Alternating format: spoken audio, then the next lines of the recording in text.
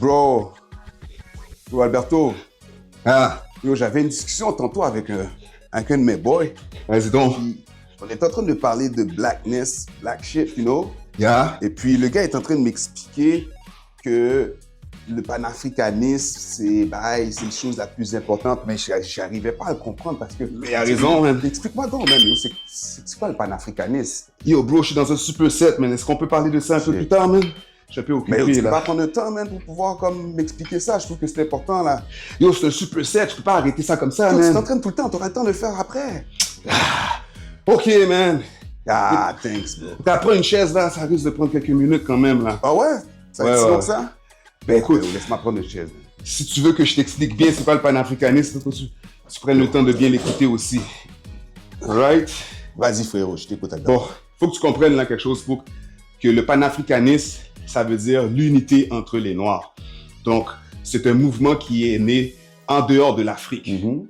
Parce que les Africains, les autres, ils étaient déjà en Afrique. Donc, c'est né dans la diaspora, plus précisément en Haïti. Puis, Ouais, l'événement je suis d'accord. Bon genre. l'élément qui a parti le panafricanisme, c'est la cérémonie du bois caïman, où ce que là, il y avait plein d'esclaves, des Africains de différents pays qui parlaient pas la même langue, qui se sont réunis pour un but commun. Donc, avoir un objectif commun, c'est ça, le panafricanisme. Et cet Mais objectif-là, est-ce que tu peux être... Est-ce que tu peux être panafricaniste ouais, puis avoir, je sais pas moi, des croyances occidentales comme être chrétien ou être Ben oui. musulman?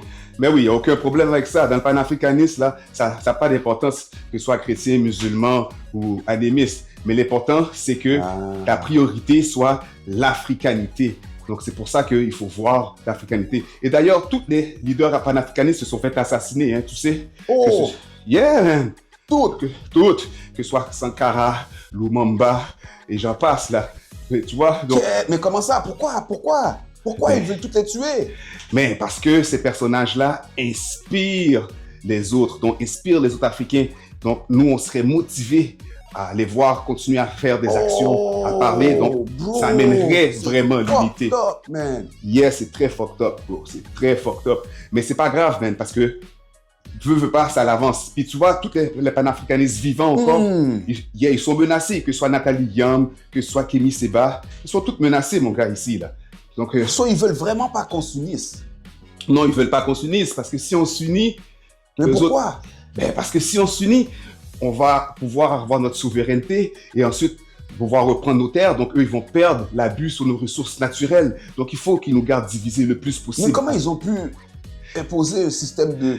Ben, ils ont inventé tout leur système, que ce soit le capitalisme, maintenant, c'est la suprématie blanche. Donc, tout ça, c'est toujours pour nous garder Ouais, divisés. c'est ça. Mais il y a des gens qui sont payés même pour pouvoir trouver des Yeah, stratégies. c'est ça, le fameux diviser pour régner, man. Voilà, il y a des gens qui sont payés pour garder les Noirs divisés. Puis tu vois, il y en a qui ont réalisé plus tard. Exemple, Kadhafi. Kadhafi. Il y a Kadhafi. Yeah, la Libye. Voilà, tu vois, lui, Kadhafi, au départ, lui, il était pan-arabique. Donc, lui, il voulait l'unité des pays Ah ouais? arabes en Afrique. Ouais, mais après ça, il est Comme il devenu était pro-arabe, là, lui.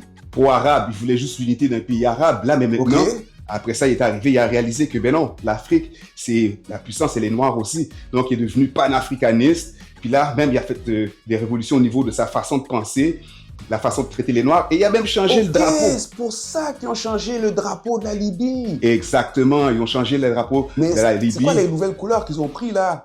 C'est vert, noir Ouais. et rouge. Oui, vert, noir et rouge, c'est les couleurs Mais j'ai vu panafricanistes. ces couleurs-là sur d'autres drapeaux aussi, là. Comme, Oui, je oui. pense, Oui, la Martinique, ils ont oui, pris la cette couleur-là aussi, Voilà, non? il y a la Martinique, il y a le Il y a Kenya. le Kenya aussi, non? Voilà. Donc, tu vois, ça, ce sont des couleurs qui représentent le panafricanisme. Et en fait, tu vois, Ok, les couleurs du panafricanisme. les Mais d'où couleurs... ça vient, le panafricanisme? Mais À la base. comme je te dis, c'est un concept qui a évolué avec le temps. Mais un qui l'a conceptualisé, c'est Marcus Garvey, man.